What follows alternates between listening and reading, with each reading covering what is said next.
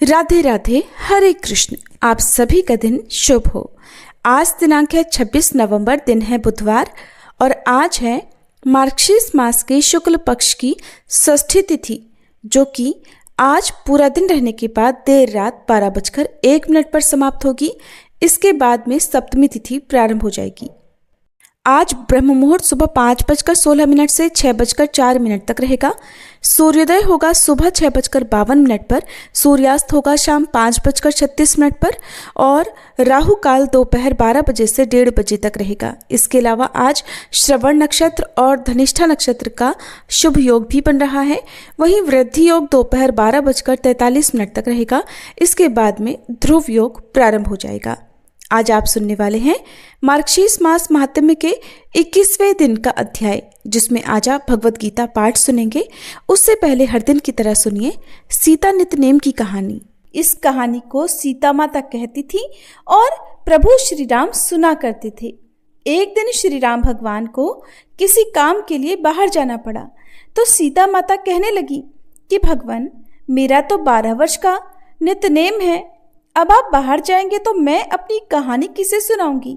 तब श्री राम ने कहा कि सीते, आप कुएं की पाल पर जाकर बैठ जाना और वहां पर जो भी औरतें पानी भरने आएंगी उन्हें अपनी कहानी सुना दिया करना। सीता माता कुएं की पाल पर जाकर बैठ गई। तभी एक स्त्री आई। उसने रेशम की जरी की साड़ी पहन रखी थी और सोने का घड़ा ले रखा था। सीता माता उसे देखकर कहने लगी, बहन, मेरा 12 वर्ष का नितनेम सुन लो। पर वह स्त्री बोली कि मैं तुम्हारा नितनेम सुनूंगी तो मुझे तो घर जाने में देर हो जाएगी और मेरी सास मुझसे झगड़ा करेगी। इसलिए उसने कहानी नहीं सुनी और अपने घर चली गई। लेकिन उसके घर जाते ही उसकी रेशम जरी की साड़ी फट गई। सोने का घड़ा मिट्टी के घड़े में बदल गया। सासू ने देखा तो पूछा, अरे बहू, ये किसका दोष अपने सिर लेकर आ गई है। बहू बोली, माँ जी, कुएं पर एक औरत बैठी थी। उसने अपनी कहानी सुनने के लिए कहा, लेकिन मैंने नहीं सुनी। शायद उसी का ये फल मुझे मिला है। बहू की बात सुनकर अगले दिन वही साड़ी और वही घड़ा लेकर सास कुएं की पाल पर गई। सास को वहीं पर सीता माता बैठी मिली तो माता सीता ने कहा, बहन, मेरी कहानी सुन लीजिए। सासू बोली, एक बार छोड़, मैं तो 4 बार कहानी सुन लूंगी। तब सीता माता बोली, राम आए लक्ष्मण आए, देश के पुजारी आए, नित नेम का नेम लाए, आओ राम बैठो राम, तपी रसोई जीमो राम, माखन मिश्री खाओ राम, दूध पताशा पियो राम, सूत के पलका मोठो राम, शाल दुशाला पोठो राम, शाल दुशाला ओढ़ो राम। जब बोलूं राम ही राम, राम सवारे सबके काम, खाली घर भंडार भरेंगे, सबका बेड़ा पार करेंगे। श्री राम जय जय राम। सासू बोली, बहन, कहानी तो बहुत अच्छी लगी। फिर कहानी सुनकर सासू घर चली गई और उसकी साड़ी फिर से रेशम जरी की बन गई। मिट्टी का घड़ा भी फिर वापस से सोने के घड़े में बदल गया। बहू ने देखा तो कहने लगी, सासू माँ, आपने ये सब कैसे किया। सासू बोली, बहू, तू दोष लगाकर आई थी और मैं अब दोष उतार कर आ रही हूँ। बहू ने पूछा कि माँ जी, वह कुएं वाली स्त्री कौन है। सासू ने बताया कि वह तो सीता माता थी। वो पुराने से नया कर देती हैं, खाली घर में भंडार भर देती हैं। वह लक्ष्मी जी का वास घर में कर देती हैं और मनुष्य की जो भी इच्छा हो उसे पूर्ण कर देती हैं। बहू बोली, माँ जी, फिर तो ऐसी कहानी मुझे भी सुना दो। सास बोली कि ठीक है, तुम भी सुनो। फिर सास ने कहानी शुरू की। राम आए लक्ष्मण आए, देश के पुजारी आए, नित नेम का नेम लाए, आओ राम बैठो राम, तपी रसोई जीमो राम, माखन मिश्री खाओ राम, दूध बताशा पियो राम, सूत के पलका मोठो राम, शाल दुशाला पोठो राम, शाल दुशाला ओढ़ो राम। जब बोलूं राम ही राम, राम सवारे सबके काम, खाली घर भंडार भरेंगे, सबका बेड़ा पार करेंगे। बोलो श्री राम जय जय राम। कहानी सुनकर बहू बोली, माँ जी, कहानी तो बहुत अच्छी है। सासू ने कहा, ठीक है, अब से हम इस कहानी को रोज किया करेंगे। अब सास बहू रोज सवेरे उठती, नहाती धोती और पूजा करने के बाद नित्य नेम की सीता माता की कहानी कहती। एक दिन की बात है, उनके यहाँ पड़ोस की एक औरत आई और बोली कि बहन जरा सी आँच तो देना। तो बहू बोली कि आँच तो अभी हमने जलाई ही नहीं। पड़ोसन बोली तो फिर तुम सुबह 4 बजे से उठकर क्या कर रही हो? तो उन्होंने कहा कि हम तो सुबह सुबह उठकर पूजा करते हैं, फिर सीता माता की नित्य नेम की कहानी कहते हैं। पड़ोसन ने उनकी बात सुनकर फिर कहा कि सीता माता की कहानी कहने से तुम्हें क्या मिला? तब वे दोनों बोली कि सीता माता की कहानी कहने से घर में भंडार भर जाते हैं, सारे काम पूर्ण हो जाते हैं, मन की इच्छा भी पूरी होती है। पड़ोसन ने कहा बहन अगर ऐसा है तब तो फिर मुझे भी कहानी सुना दो। तब बहू बोली कि ठीक है, तुम भी ये कहानी सुन लो। राम आए लक्ष्मण आए, देश के पुजारी आए, नित नेम का नेम लाए। आओ राम बैठो राम, तपी रसोई जीमो राम, माखन मिश्री खाओ राम, दूध बताशा पियो राम, सूत के पल का मोठो राम, शाल दुशाला पोठो राम, शाल दुशाला ओढ़ो राम। जब बोलू राम ही राम, राम सवारे सबके काम, खाली घर भंडार भरेंगे, सबका बेड़ा पार करेंगे, श्री राम जय जय राम। पड़ोसन ने इस कहानी को सुना तो कहने लगी बहन कहानी तो बहुत अच्छी लगी। अब वह पड़ोसन भी नित्य नेम सीता माता की कहानी कहने लगी। कहानी कहने से सीता माता ने पड़ोसन के भी धन के भंडार भर दिए। देखते ही देखते अब तो पूरे मोहल्ले में नित्य नेम की कथा चल पड़ी और हर किसी की मनोकामना पूर्ण होने लगी। हे सीता माता, जैसे आपने उन सभी के भंडार भरे वैसे ही हमारे भी भरना। कहानी कहने वाले, सुनने वाले और हुंकार भरने वाले सबके भरना। सभी प्रेम से बोलिए सीता मैया की जय। मां अन्नपूर्णा व्रत की कथा के अनुसार प्राचीन समय की बात है। काशी निवासी धनंजय की पत्नी का नाम सुलक्षणा था। उसे अन्य सभी सुख प्राप्त थे, केवल निर्धनता ही उनके दुख का एकमात्र कारण थी और यही दुख उसे हर समय सताता था। एक दिन सुलक्षणा अपने पति से बोली, स्वामी आप कुछ उद्यम करो तो काम चले, इस प्रकार कब तक काम चलेगा? सुलक्षणा की ये बात धनंजय के मन में बैठ गई और वह उसी दिन विश्वनाथ शंकर जी को प्रसन्न करने के लिए बैठ गया और कहने लगा, हे देवाधिदेव विश्वेश्वर, मुझे पूजा पाठ कुछ भी करना नहीं आता, मैं तो केवल आपके ही भरोसे बैठा हूँ। इतनी विनती करके वह 2-3 दिन तक लगातार भूखा प्यासा बैठा रहा। ये देखकर भगवान शंकर ने उसके कान में अन्नपूर्णा अन्नपूर्णा अन्नपूर्णा इस प्रकार 3 बार कहा। ये कौन क्या कह गया? बस इसी सोच में धनंजय पड़ गया कि मंदिर से आते ब्राह्मण को देखकर वह पूछने लगा, पंडित जी अन्नपूर्णा कौन है? तब ब्राह्मण ने कहा, अरे धनंजय, तू तो अन्न छोड़कर बैठा है, इसलिए तुझे हर समय अन्न की ही बात सूझती है। जा घर जाकर अन्न ग्रहण कर। धनंजय अपने घर गया, जाकर पत्नी से सारी बात कही। तब वह बोली, नाथ चिंता मत करो, स्वयं शंकर जी ने यह मंत्र दिया है और वे स्वयं ही खुलासा भी करेंगे। आप फिर से जाकर उनकी आराधना करो। पत्नी के कहे अनुसार धनंजय फिर पहले दिन की तरह ही जाकर पूजा में बैठ गया। रात्रि में भगवान शंकर जी ने आज्ञा दी, कहा तू पूर्व दिशा में चला जा। अब धनंजय अन्नपूर्णा का नाम जपता जाता और रास्ते में फल खाता, झरनों का पानी पीता जाता। इस प्रकार कितने ही दिनों तक लगातार वह चलता रहा। वहां उसे चांदी से चमकते वन की शोभा देखने मिली, सुंदर सरोवर देखने मिला। उसके किनारे कितनी ही अप्सराएं झुंड बनाई बैठी थी। एक अप्सरा कथा कहती थी और सब मां अन्नपूर्णा इस प्रकार बार बार कहती थी। ये अगहन मास की उजियारी रात्रि थी और आज से ही व्रत का आरंभ था। जिस शब्द की खोज करने वह निकला था, वहां उसे वही शब्द सुनने को मिला। धनंजय ने तब उनके पास जाकर धीरे से पूछा, हे देवियों, आप ये सब क्या कर रही हो? तब उन सब ने कहा, हम सब मां अन्नपूर्णा का व्रत कर रही हैं। व्रत करने से क्या होता है और क्या ये व्रत किसी ने किया भी है? इसे कब किया जाए, कैसे किया जाए और इसकी कैसी विधि है? मुझसे भी कहो।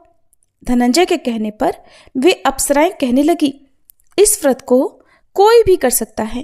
21 दिन व्रत करने के लिए 21 गांठ वाला सूत लेना। 21 दिन यदि ना कर पाए तो 1 दिन का ही उपवास करें, और ये भी ना करें तो केवल कथा सुनकर ही प्रसाद ले लें। निराहार रहकर कथा कहें।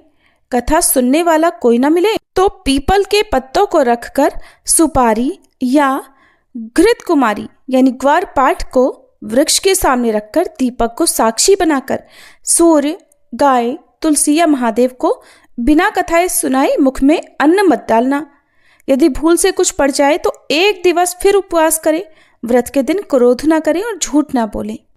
अप्सराओं के द्वारा विधि बताने पर धनंजय बोला, फिर बताइए इस व्रत के करने से क्या होगा? तब वे कहने लगी, इसके करने से अंधे को नेत्र मिल जाता है, लूलों को हाथ मिल जाता है, निर्धन के घर धन के भंडार भर जाते हैं, बांझन को संतान मिलती है, मूर्ख को विद्या मिलती है, और जो जिस कामना से व्रत को करता है माँ उसकी वह हर कामना पूर्ण करती है। धनंजय कहने लगा, बहनों, मेरे घर में भी धन नहीं है, विद्या नहीं है, कुछ भी तो नहीं है मेरे पास। मैं तो दुखिया ब्राह्मण हूँ, मुझे इस व्रत का सूत दोगी क्या? हाँ भाई, तेरा कल्याण हो, हम तुझे सूत देंगी, ले इस व्रत का मंगल सूत ले ले। तब धनंजय ने उन अप्सराओं से सूत लेकर व्रत को किया।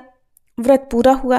तभी सरोवर में से 21 खंड की स्वर्ण सीढ़ी हीरा मोती जड़ी हुई प्रकट हुई। धनंजय जय अन्नपूर्णा कहता जाता था। इस प्रकार जाने कितनी ही सीढ़ियां वह उतरता गया। तब अंदर जाकर उसने क्या देखा कि करोड़ों सूर्यों से प्रकाशमान मां अन्नपूर्णा का मंदिर है। उसके सामने स्वर्ण सिंहासन पर मां अन्नपूर्णा विराजमान है। सामने भिक्षा हेतु शंकर भगवान खड़े हैं। देवांगनाएं चवर डुला रही हैं। कितने ही हथियार बांधे पहरा दे रही हैं। धनंजय दौड़कर मां जगदम्बा के चरणों में गिर पड़ा। देवी उसके मन का दुख जान गई। धनंजय हाथ जोड़कर कहने लगा, माता, आप तो अंतर्यामिनी हैं, आपको मैं अपनी दशा भला क्या बताऊं, आप तो सब कुछ जानती हैं। तब माता बोली, तुमने मेरा व्रत किया है, जा, संसार तुम्हारा सत्कार करेगा। माता ने धनंजय की जिह्वा पर बीज मंत्र लिख दिया। अब तो उसके रोम रोम में विद्या प्रकट हो गई। इतने में क्या देखता है कि वह काशी विश्वनाथ के मंदिर में खड़ा है। मां का वरदान लेकर धनंजय घर आया। अपनी पत्नी सुलक्षणा से सारी बात कही। माता जी की कृपा से उसके घर में धन संपत्ति उमड़ने लगी। छोटा सा घर बहुत बड़ा गिना जाने लगा। जैसे शहद के छत्ते में मक्खियां जमा हो जाती हैं, उसी प्रकार अनेक सगे संबंधी आकर उसकी पढ़ाई करने लगे। कहने लगे, इतना धन और इतना बड़ा घर, सुंदर संतान नहीं है तो फिर इस कमाई को कौन भोगेगा? सुलक्षणा से तो कोई संतान हुई नहीं, इसलिए तुम दूसरा विवाह कर लो। अनिच्छा होते हुए भी धनंजय को दूसरा विवाह करना पड़ा और सती सुलक्षणा को सौतन का दुख झेलना पड़ा। इस प्रकार धीरे धीरे दिन बीतते गए। फिर अगहन मास आया। नए बंधन से बंधे पति से सुलक्षणा ने कहलवाया कि इस व्रत के प्रभाव से ही हम सुखी हुए हैं, इस कारण यह व्रत छोड़ना नहीं चाहिए। ये माता जी का प्रताप है जो हम इतने संपन्न और सुखी हुए हैं। सुलक्षणा की बात सुनकर धनंजय उसके यहाँ आया और व्रत में बैठ गया। नई बहू को इस व्रत के बारे में कुछ भी पता नहीं थी। वो तो धनंजय के वापस घर लौटने की राह देख रही थी। दिन बीतते गए और व्रत पूर्ण होने में केवल 3 दिन बाकी थे कि तभी नई बहू को खबर मिल गई। उसके मन में ईर्ष्या की ज्वाला दहक रही थी।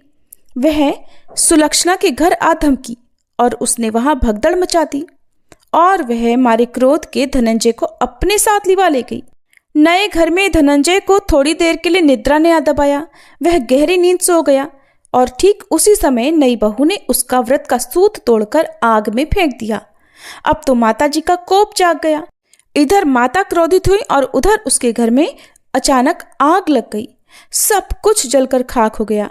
सुलक्षणा जान गई और पति को फिर अपने घर ले आई। नई बहू रूठकर अपने पिता के घर जा बैठी।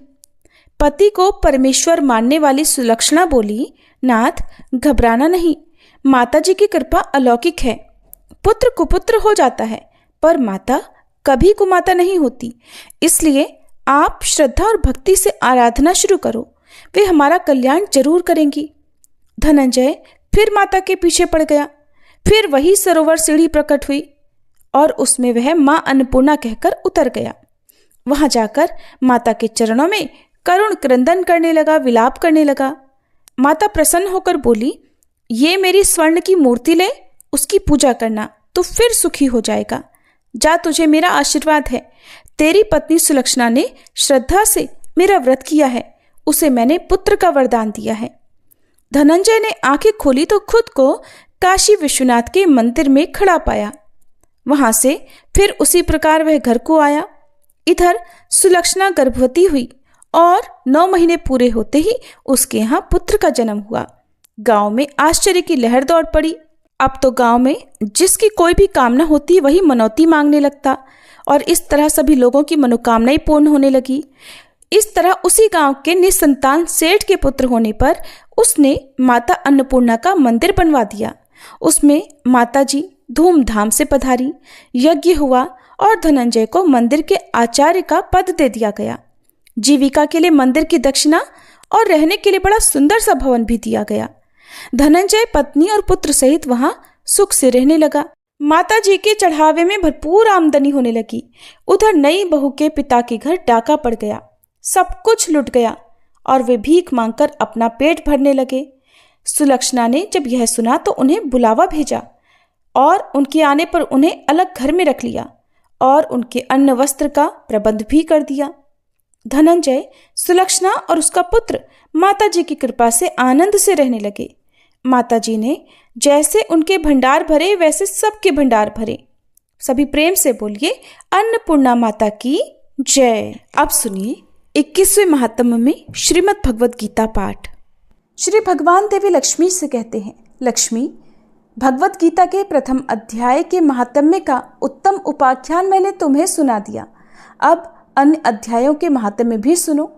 दक्षिण दिशा में वेद वेदता ब्राह्मणों के पुरंदरपुर नामक नगर में श्रीमान देव शर्मा नामक एक विद्वान ब्राह्मण रहते थे। वे अतिथियों के पूजक, स्वाध्यायशील, वेद शास्त्रों के विशेषज्ञ, यज्ञों का अनुष्ठान करने वाले और तपस्वियों के सदा ही प्रिय थे।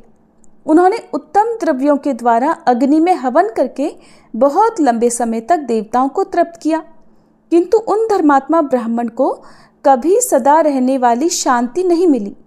वे परम कल्याणमय तत्व का ज्ञान प्राप्त करने की इच्छा से प्रतिदिन प्रचुर सामग्रियों के द्वारा सत्य संकल्प वाले तपस्वियों की सेवा करने लगे। इस प्रकार शुभ आचरण करते हुए उन्हें बहुत समय बीत गया। इसके बाद एक दिन पृथ्वी पर उनके समक्ष एक त्यागी महात्मा प्रकट हुए। वे पूर्ण अनुभवी, आकांक्षा रहित, नासिका के अग्रभाग पर दृष्टि रखने वाले तथा शांत चित्त थे। निरंतर परमात्मा के चिंतन में संलग्न होकर वे सदा आनंद विभोर रहा करते थे। देव शर्मा ने उन नित्य संतुष्ट तपस्वी को शुद्ध भाव से प्रणाम किया और फिर पूछा, महात्मन, मुझे शांतमय स्थिति कैसे प्राप्त होगी? तब उन आत्मज्ञानी संत ने देव शर्मा को सौपुर ग्राम के निवासी मित्रवान का, जो बकरियों का चरवाहा था, बकरियां चराता था, उसका परिचय दिया और कहा, वही तुम्हें उपदेश देगा।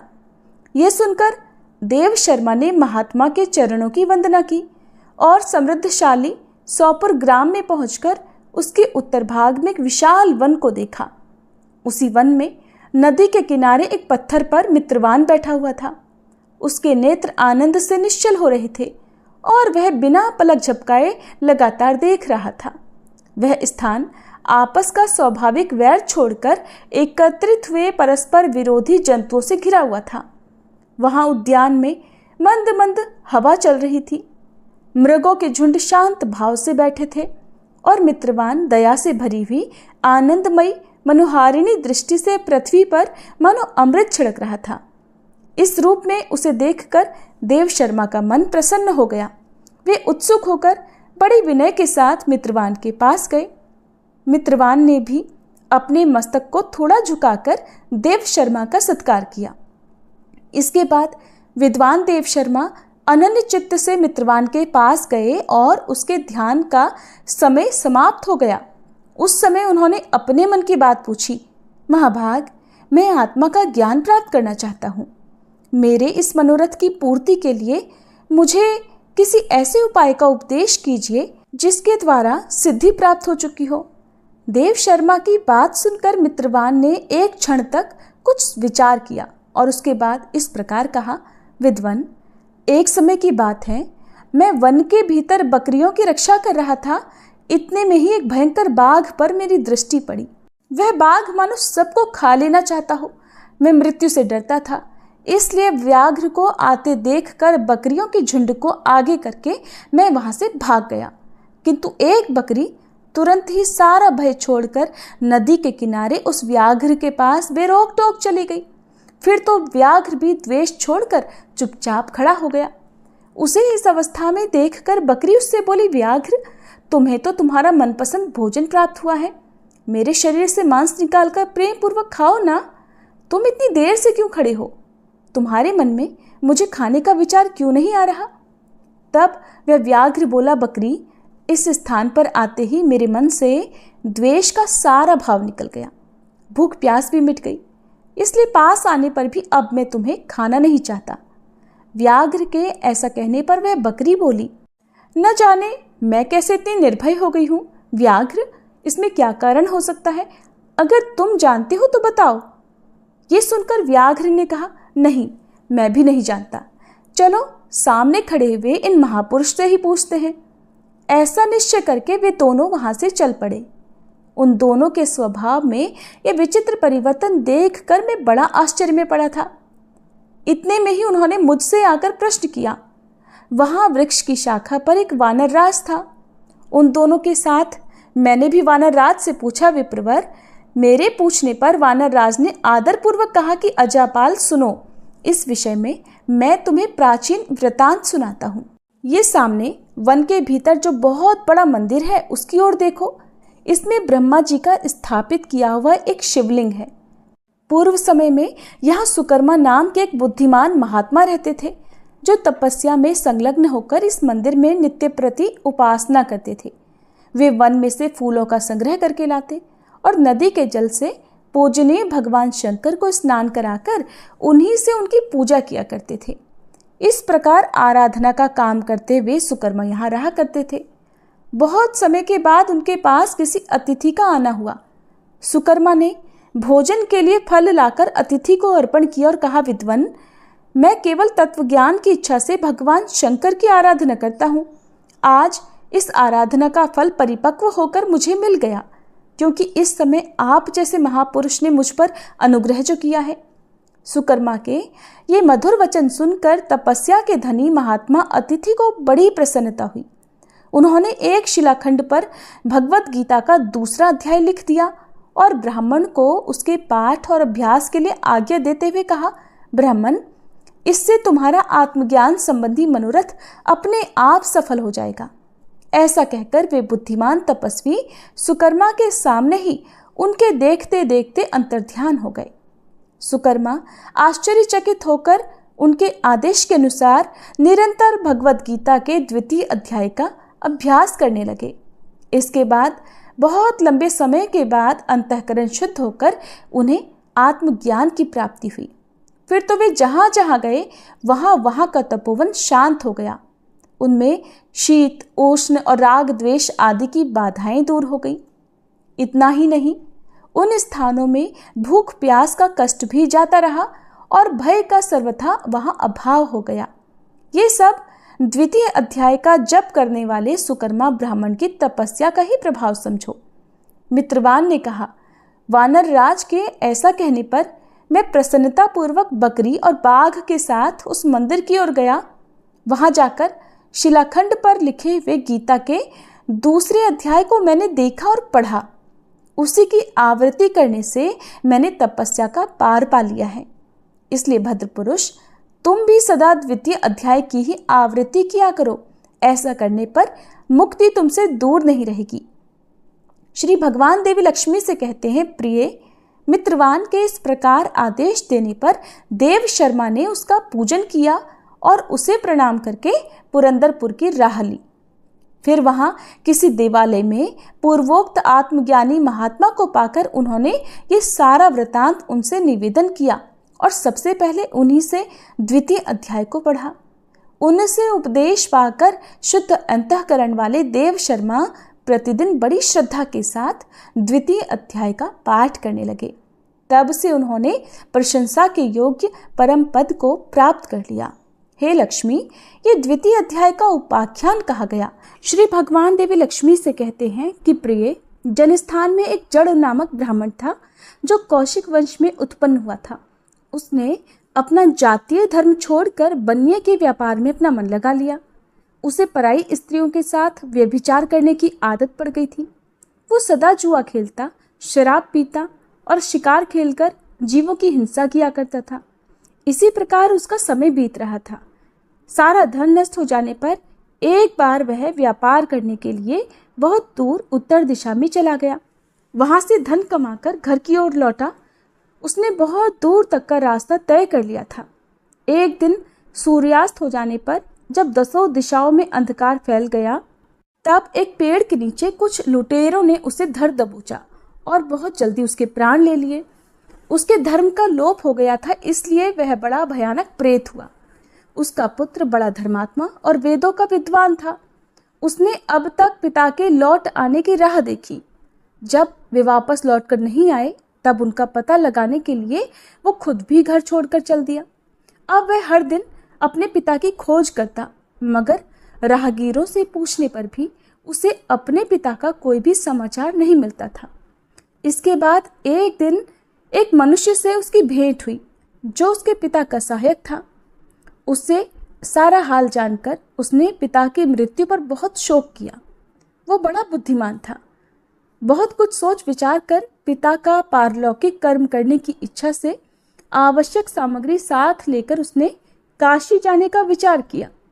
रास्ते में 7-8 जगह पड़ाव डालकर वह 9वें दिन उसी वृक्ष के नीचे पहुंचा जहां उसके पिता मारे गए थे। उस स्थान पर उसने संध्योपासना की और गीता के 3 अध्याय का पाठ किया। ठीक उसी समय आकाश में बड़ी भयानक आवाज हुई। उसने अपने पिता को भयंकर आकार में देखा। फिर तुरंत ही अपने सामने आकाश में उसे एक सुंदर विमान भी दिखाई दिया जो महान तेज से व्याप्त हो रहा था। उसमें अनेकों छोटी छोटी घंटियां लगी हुई थी। उसके तेज से सभी दिशाएं आलोकित हो रही थी। यह दृश्य देखकर उसके मन की व्यग्रता दूर हो गई। उसने विमान पर अपने पिता को दिव्य रूप धारण किए विराजमान देखा। उनके शरीर पर पीतांबर शोभा पा रहा था और मुनिजन उनकी स्तुति कर रहे थे। उन्हें देखते ही पुत्र ने प्रणाम किया। तब पिता ने भी उसे आशीर्वाद दिया। इसके बाद उसने पिता से सारा वृतांत पूछा। उसके उत्तर में पिता ने सब बातें बताकर इस प्रकार कहना आरंभ किया, बेटा, दैववश मेरे निकट गीता के 3 अध्याय का पाठ करके तुमने इस शरीर के द्वारा किए हुए दुस्त्यज कर्म बंधन से मुझे छुड़ा दिया। इसलिए अब तुम घर लौट जाओ, क्योंकि जिसके लिए तुम काशी जा रहे थे वो उद्देश्य इस समय 3 अध्याय के पाठ से ही सिद्ध हो गया है। पिता के ऐसा कहने पर पुत्र ने पूछा, तात, मेरे हित का उपदेश कीजिए और कोई कार्य जो मेरे लिए करने लायक हो बतलाइए। तब पिता ने अपने पुत्र से कहा कि बेटा, तुम्हें यही कार्य फिर करना है। मैंने जो कर्म किया है वही मेरे भाई ने भी किया था। इससे वे घोर नरक में पड़े हुए हैं। उनका भी तुम्हें उद्धार करना चाहिए तथा मेरे कुल के और भी जितने लोग नरक में पड़े हैं उन सब का भी तुम्हारे द्वारा उद्धार हो जाना चाहिए। यही मेरा मनोरथ है। बेटा, जिस साधन के द्वारा तुमने मुझे संकट से छुड़ाया है उसी का अनुष्ठान तुम्हें अब औरों के लिए भी करना उचित होगा। उसका अनुष्ठान करके उससे होने वाला पुण्य उन नारकी जीवों को संकल्प करके दे दो। इससे वे समस्त पूर्वज मेरी ही तरह यातना से मुक्त होकर बहुत ही जल्दी श्री विष्णु के परम पद को प्राप्त हो जाएंगे। पिता का यह संदेश सुनकर पुत्र ने कहा, तात, अगर ऐसी बात है और आपकी भी ऐसी ही रुचि है तो मैं समस्त नारकी जीवों का नरक से उद्धार कर दूंगा। ये सुनकर उसके पिता बोले, बेटा, एवमस्तु, तुम्हारा कल्याण हो। मेरा अत्यंत प्रिय कार्य संपन्न हो गया। इस प्रकार पुत्र को आश्वासन देकर उसके पिता भगवान विष्णु के परम धाम को चले गए। इसके बाद वो भी लौटकर जनस्थान में आया और परम सुंदर भगवान श्री कृष्ण के मंदिर में उनके समक्ष बैठकर पिता के आदेशानुसार गीता के 3 अध्याय का पाठ करने लगा।